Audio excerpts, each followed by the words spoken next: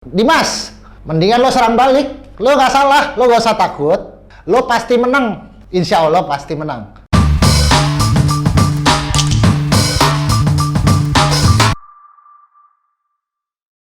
Halo, Halo Bang, Mbak. Kita mau diskusi hari ini tentang yang lagi viral.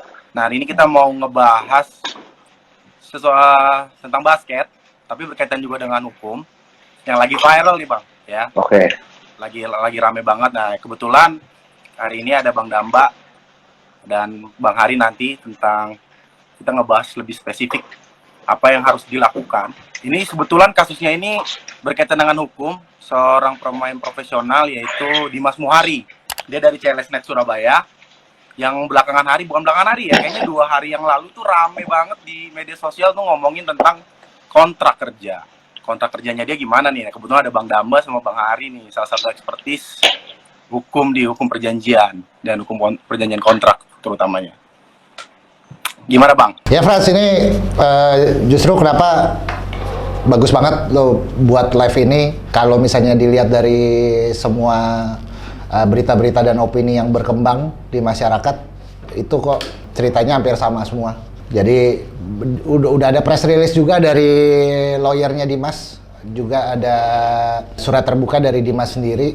Tapi di sini gue mau bicara soal praktikalnya aja, bahwa sebetulnya kita berharapnya nanti ini pembicaraan kita ini bisa digunakan oleh Dimas atau jadi pembelajaran juga buat pemain-pemain profesional lain kalau tersangkut kasus seperti ini. Nomor satu, Frans, Ya Bang. nomor satu adalah bahwa kalau gue melihat sebenarnya ini udah bukan kontrak kerja. Kenapa? Kalau memang ini harusnya kontrak kerja itu sudah diselesaikan pada saat Dimas mengundurkan diri dan mengganti sisa kontraknya. Benar. Itu sebenarnya sudah selesai. Dan kalaupun memang ini kontrak kerja, harusnya juga si penggugat itu atau yang menuntut Dimas itu nggak mengajukan ini ke pengadilan negeri, tapi mengajukannya ini ke pengadilan penyelesaian hubungan perindustrial atau PHI. Nah ya, cuma yang memang mau gue stretching di sini adalah ini yang digugat itu bukan perjanjian kerjanya. Jadi ada beberapa juga opini-opini atau misalnya memang gue lihat di medsos ada beberapa pihak yang memang mungkin tujuannya sama, mau membantu Dimas melihat dari sisi hukum, tapi menurut gue ini bukan perjanjian kerja. Karena kenapa? Perjanjian kerja itu sudah habis masa berlakunya. Ini gue mau ngomongin normatif dulu ya. Jadi yang memang ya 2017. Jadi memang yang mau gua bicarain di sini adalah gimana cara kita memberikan sumbangan pemikiran supaya Dimas bisa keluar dari permasalahan ini. Ini bukan perjanjian kerja. Jadi ini tidak bisa dihubungkan dengan kenapa pada saat itu Dimas mengundurkan diri dan lain-lain. Itu menurut saya udah selesai. Peristiwa hukumnya sudah selesai. Menurut pandangan dari Bang Damba, sebenarnya pas waktu 2015 itu Dimas mengundurkan diri itu sebenarnya proses hukumnya emang sudah kontraknya sudah selesai. Dan kita juga sebenarnya mau tahu juga nih sebenarnya apa sih dibalik dari ini semua gitu kan. Menurut Bang Hari dulu dah, secara normatif Bang gimana Bang tentang status pekerja? Kalau berdasarkan berita dan dokumen-dokumen lah yang dari info-info yang dari website pengadilan kan bisa dibuka juga. Sebenarnya kontrak Dimas dengan klub basketnya sendiri kan itu di tahun 2015 sampai 17. Ya. 2015 dia berakhir, Dimas juga udah bayar. Nah, ini muncul kan yang setelah Dimas kembali lagi ke liga profesional. Ya. Di mana katanya di dalam waktu pengakhiran perjanjian Dimas nggak boleh menjadi atlet pemain profesional di klub manapun. Benar. Nah, kalau secara normatif sih, kalau yang itu tadi sebenarnya gue sepakat sama Bang Damba. Sebenarnya perjanjian kerja profesional atletnya udah selesai. Ini muncul setelah perjanjian itu berakhir, terus muncul permasalahan. Nah, kalau dari sisi gua sih sebenarnya kalau bener klub basketnya melarang Dimas untuk bekerja, sebenarnya ya kesepakatan itu sendiri udah nggak memenuhi syarat objektifnya dari perjanjian. Kan salah satu syarat 1320 KUH Perdata itu kan perjanjian itu kan persyaratannya ada syarat subjektif dan objektif. Kesepakatan, kecakapan, objek perjanjian, dan sebab yang halal. Nah, gua lebih fokus kepada sebab yang halal. Dimas itu kan udah mengakhiri perjanjian, tapi nggak boleh bekerja lagi di sebagai pemain basket. Undang-Undang Dasar udah menjamin loh setiap orang berhak mendapatkan pekerjaan yang layak. Loh, itu kan berarti haknya Dimas untuk bekerja, untuk menjadi pemain, mendapatkan penghasilan, mendapat upah dari klub yang lain. Sementara di klub sebelumnya kan dia udah melaksanakan kewajibannya. Gue lebih ngelihat dari pembatalan perjanjiannya. Pembatalan perjanjian menurut gue berdasarkan berita ya, itu sebenarnya satu, objek perjanjiannya nggak jelas. Satu, katanya ada surat pengakuan hutang ya. Surat pengakuan hutang juga udah dibatalkan. Itu sebenarnya lebih Ada gampang. 3 surat, salah satunya surat pengakuan hutang itu. Betul, dari perjanjian pembatalan itu ada lampiran 1 berdasarkan petitumnya minta Dimas untuk melakukan pembayaran ada surat pengakuan hutang, yang sementara Dimas sendiri nggak pernah menerima uang tersebut. Nah, itu objek perjanjiannya juga udah nggak ini. Sebab yang halal kalau sebab yang halal itu kan di dalam hukum perdata 1320 KUH Perdata, sebab yang halal itu adalah tidak bertentangan dengan kesusilaan peraturan perundang-undangan. Sementara ini udah jelas melanggar peraturan, melarang orang untuk bekerja sebenarnya. Kalau gue lebih konsennya ke sana. Kalau dari sisi hukumnya ya. Ya. Nah, kalau menurut Bang Damba nih Bang, kalau terkaitnya ini sekarang gimana nih ya? Sekarang sudah masuk ke gugatannya, sudah terregister di Pengadilan Negeri Surabaya. Apa nih yang harus dilakukan oleh Dimas dan kuasa hukumnya untuk dia tidak terjerat tentang kasus ini? Oke, dari press release kuasa hukumnya Dimas memang udah jelas duduk perkaranya. Tapi yang memang gua pointers di sini adalah bahwa uang 393 juta itu yang digugat oleh penggugat atau dalam hal ini klub tim CLS itu sebetulnya muncul kalau memang Dimas bekerja atau bermain di klub lain. Nah, pertanyaan saya adalah bahwa kalau memang itu sifatnya perjanjian hutang, artinya suatu hal tertentunya yang Hari bilang tadi, suatu objek perjanjiannya itu nggak boleh perjanjian hutang.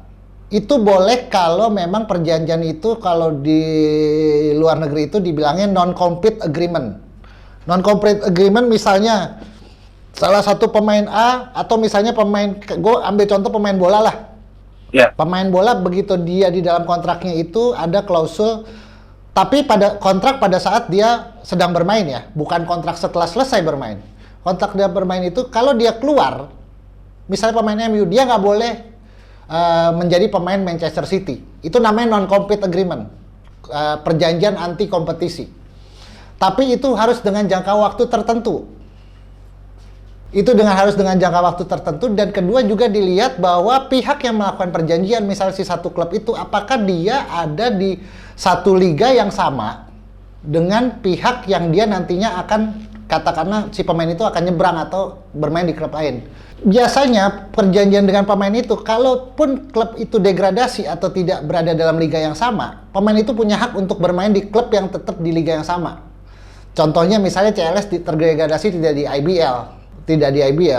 Nah, dia itu pemain itu berhak untuk berada dalam satu liga yang sama, bermain untuk yang sama. Karena apa? Intinya ada tanpa kompetisi. Artinya gini, Lovre dan CLS itu sebenarnya bukan kompetitor.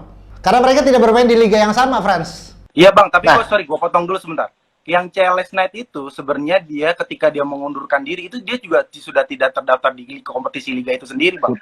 Betul. Mending kalau ini ada di degradasi, kalau degradasi kan turun divisi ya. Kalau ini dia nggak ada, bahkan dia tidak ada lagi di kompetisi yang di selanjutnya gitu. Jadi yang mesti Dimas lakukan sebenarnya satu, kalaupun saya nggak baca gugatannya, tapi kalau misalnya gugatannya itu merujuk kepada perjanjian kerja, artinya Dimas pengacaranya pasti udah tahu akan melakukan eksepsi bahwa pengadilan yang mengadili itu bukan pengadilan negeri, tapi PHI.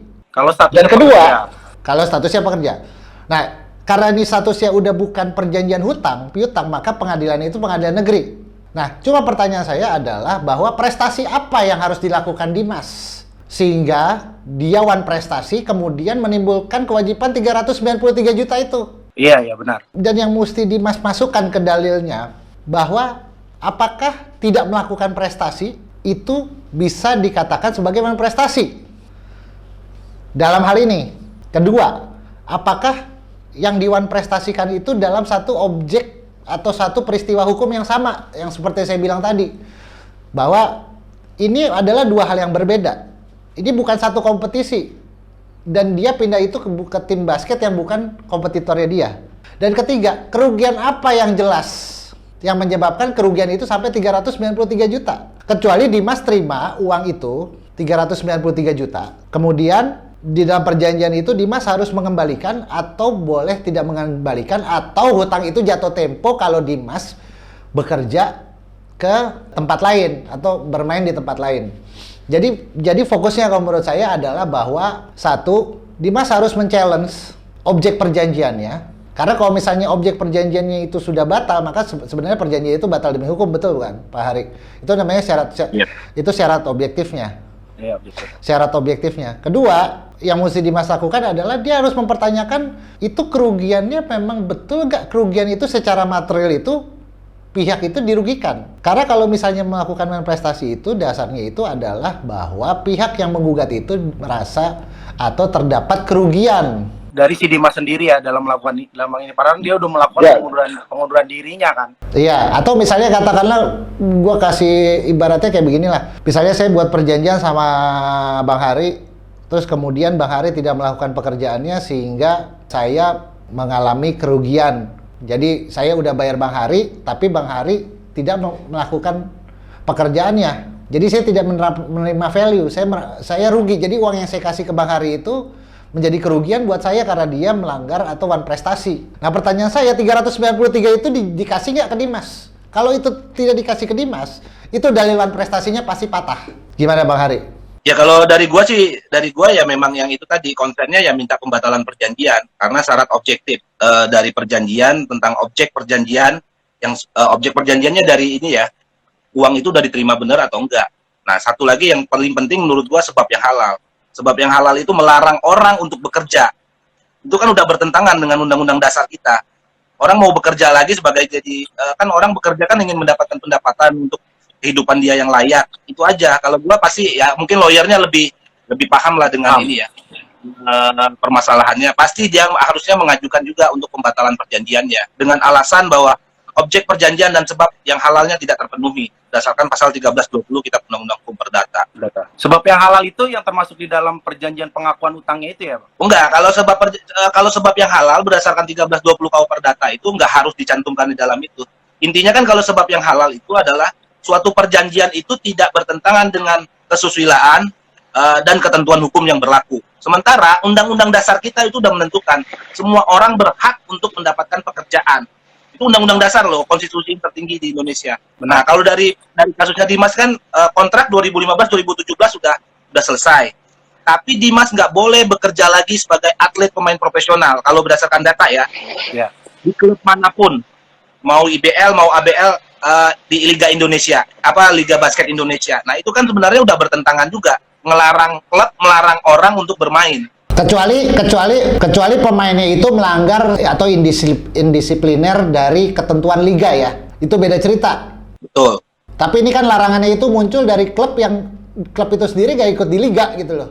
Sementara CLS sendiri udah tutup ya plannya katanya kabarnya. CLS sendiri itu dia keluar dari liga. Terus terakhir dia keluar dari liga itu dia bermain di Asian Basketball League. Dan itu juga dia sudah selesai juga. Karena dia tidak bisa memenuhi syarat bahwa di klub yang harus masuk di liga itu tidak boleh lagi dalam pemilikan pribadi, harus ada anggaran dasar dan lain-lain, tidak bisa yayasan dalam bentuk itu. Jadi kalau gua lurus sih, kenapa Dimas itu dari 2015 sampai 2017 kena 393 juga? Dia itu kontrak awalnya tuh 1 tahun di 2015 sampai 2017 tuh dibayar 60 juta, Bang. Nah, sisa uang pinjaman itu senilai 56 juta, terus ada uang total senilai 148 juta. Kalau dia tidak memenuhi Desember 2015, maka Dimas akan dikenakan bunga senilai 5% per tahun. Makanya dari itu sesuatu hal yang nggak perlu ditakutkan. Karena kenapa? Dia itu sudah mengembalikan. Jadi kalau kita lihat di Undang-Undang Tenaga Kerja itu di pasal 62 tentang kontrak, sebenarnya orang yang membatalkan kontrak itu mengembalikan sisa kontraknya. Itu udah selesai, Frans. Oke. Itu sudah selesai, Frans. Justru memang kenapa kita mau di sini supaya kita juga kita encourage juga ke Dimas bahwa sebenarnya ini bukan sesuatu hal yang lo worryin. Jadi lo nggak perlu, menurut gua lo nggak perlu kasih opini ke publik untuk seakan-akan lo jadi victim. Bukan victim ya. Lo memang victim, tapi alasan victim lo nggak perlu kasih tahu. Lo keluarga lo begini, gara-gara lo keluarga, permasalahan keluarga lo nggak perlu angkat. Lo bukan victim gara-gara lo, bukan victim penzoliman gara-gara masalah kesalahan lo dengan lo keluar dari itu, masalah keluarga lo nggak usah lo angkat. Yang lo angkat adalah bahwa lo tidak pernah berhutang segitu dan lo udah balikin hutang lo, udah cukup, titik di situ. Betul, ini permasalahannya bukan perjanjian kerja profesionalnya yang antara 2015 sampai 2017. Bukan. Lebih kepada, kan dari perjanjian kerja itu, kalau yang gua lihat ya, 2015 2017 di tengah jalan Dimas berhenti nih, mengundurkan diri, udah melakukan kewajibannya untuk membayar denda dan lain-lain lah ya, kewajibannya. Kan muncul waktu penghakiran perjanjian, dibuatlah pembatalan perjanjian dengan ketentuan yang ada lampiran A, lampiran 1, lampiran 2, lampiran 3, termasuk pengakuan hutang. Nah, itu yang dipermasalahkan sebenarnya itunya, bukan perjanjian kerjanya, Pran. Iya. Bukan perjanjian kerja yang 15 ke 17-nya. Kalau masalah dia mengundurkan diri apapun alasannya ya, termasuk kalau bukan alasan keluarga. Kan Dimasnya udah melakukan membayar kewajibannya kepada klub. Itu udah selesai. Tapi dampak selanjutnya adalah ketika dia bermain di klub. Nah, itu 2020 itu kan dia selesai bermain, padahal juga liganya itu di stop karena pandemi. 2020. Dan lalu dia disomasi pertama oleh pihak dari CLS. Dari situlah dia mulai tidak memberikan respon, lalu digugat lagi di pengadilan negeri. Pertanyaannya Frans, Liga melarang nggak Dimas itu bermain pada saat itu? Tidak melarang. Nah, ini penting juga nih. Sebenarnya Perbasi ya juga harus memberikan, maksudnya masuklah dalam permasalahan ini kan. Iya, benar. Itu kan lembaga basketnya, kalau di bola kan PSSI-nya harus turut serta juga, termasuk liga. Cuman masalahnya emang di liga belum terlalu excuse gitu-gitu sih Bang, tentang kontrak itu menurut mereka itu balik lagi antara pemain sama si klub gitu. Betul. Makanya kalau yang sekarang lagi rame, makanya para legend dan teman-teman pemain basket yang latar belakangnya hukum sedang lagi membangun suatu lembaga yang itu namanya Asosiasi Pemain Profesional Basket. Kalau di bola kan sudah ada. Tapi kalau itu gua malas ngomongin di sini, Frans. Itu wacananya udah dari zaman dulu. Tapi itu justru yang mau kita omongin adalah sekarang Dimas. Mendingan lo serang balik. Lo nggak salah, lo nggak usah takut. Lo pasti menang. Insya Allah pasti menang. Karena kenapa? Lo itu menandatangani 3 pernyataan itu dasarnya bisa diduga ada unsur pemaksaan. Benar. Betul. Karena rasa takut. Jadi, karena lo memang pada saat itu sebetulnya lo tidak setuju, maka itu udah melanggar ketentuan pasal 1-nya syarat-syaratnya perjanjian. Sebenarnya perjanjian itu nggak sah. Karena kayak gini, lo boleh gugat balik bahwa dengan lo menggugat gua, karir gua mati. Lo hitung aja sekarang kerugian lo kalau misalnya lo jadi pemain pro di depan. Lo gugat balik. Lo tulis bahwa karena kejadian ini, maka ada kemungkinan atau gara-gara ini justru kerugian materialnya itu dideritanya oleh Dimas. Kenapa? Karena orang-orang jadi nggak mau hire dia sebagai pemain. Karena klub nggak ada lagi yang mau hire dia jadi pemain. Itu kan ada potensi kerugian yang hilang. Ya, itu material. Coba kasih solusi akhir secara normatif apa yang mesti dilakukan Dimas menghadapi gugatan perdata ini, Har?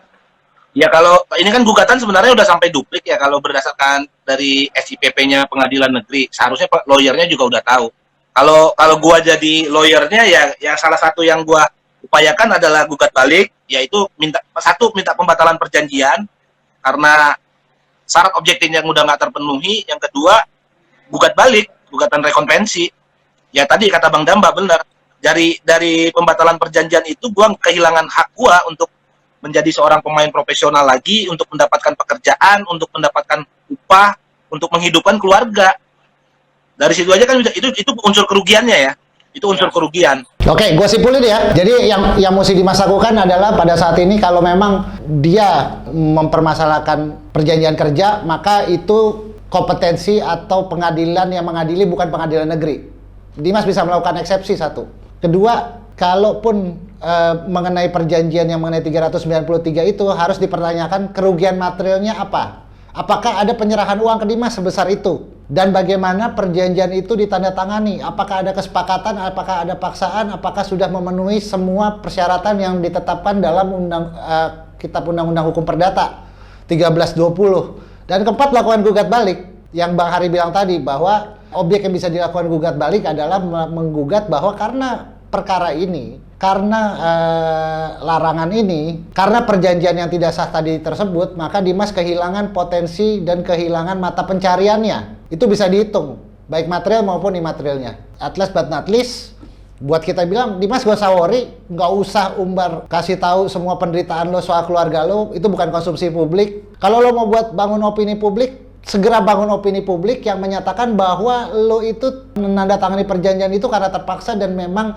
tidak ada uang yang pernah lo terima. Just itu aja, menurut gua. Oke, jadi upaya-upaya yang sudah diberikan nih oleh para senior partner, senior hukum kita nih, biar mudah-mudahan bisa didengar ya sama Dimas ataupun kuasa hukumnya. Kita mau membahas tentang ini juga, tentang apa kalau misalnya nanti Bang, akhirnya Dimas dinyatakan, ini kan sudah masuk dalam pokok perkara ya, sudah masuk dalam replik yang tadi Bang Hari bilang. Apalagi nih upaya yang harus dilakukan Dimas setelah nanti kalau misalnya ada memutuskan perkaranya bahwa si Dimas ini benar karena perjanjian tadi penguatan utang dan segala macam, kan kalau diperdatakan bukti-bukti surat dan lain-lain itu kan sebagai hal yang utama untuk diperhatikan oleh majelis hakim. Nah nanti kalau apabila nih, gue cuma merekarek aja ya, kalau misalnya Dimas dinyatakan harus mengganti sekian yang sudah ada di permohonan gugatan, itu apa ya, langkah apa lagi yang harus dilakukan oleh Dimas? Ini asumsi jadi ya.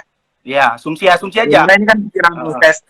Gue juga menghormati lah proses peradilan. Ini kan berarti pertanyaan Pran adalah pertanyaan asumsi. Kalau Pengadilan Negeri Surabaya udah memutus, umpamanya worst case-nya adalah Dimas tetap diputus memerintahkan untuk melakukan pembayaran sesuai gugatan, ya kan Dimas masih bisa upaya hukum lah ya, banding, kasasi, sampai kasasi. Itu aja. Oke. Ini mungkin yang membuat Dimas worry karena kan di situ kan yang ada yang diminta sita jaminan aset-asetnya.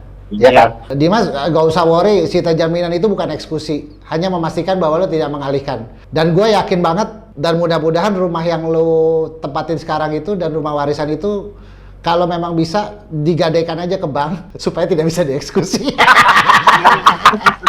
Kalau tidak ini ya kalau orang gugat ya biasa-biasa aja lah. Orang punya penggugat mau ngajuin sita jamin, tapi kan yang perlu itu kan harus bisa dibuktiin juga.